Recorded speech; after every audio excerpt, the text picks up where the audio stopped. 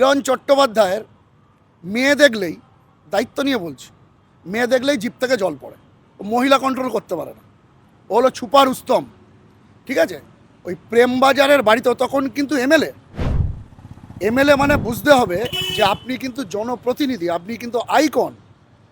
ও MLA সেই অবস্থায় প্রেমবাজারের আবাসনে রোজ লেট নাইট পার্টি করতো।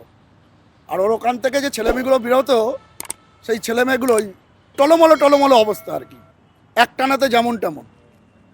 সেইটা দেখে আশেপাশে এরকম রেসিডেন্সিয়াল চত্বর ছিল, আশেপাশের লোকেরা প্রোটেস্ট করে একদিনও তখন এমএলএ একদিন ওকে ঘিরে নিয়েছিল।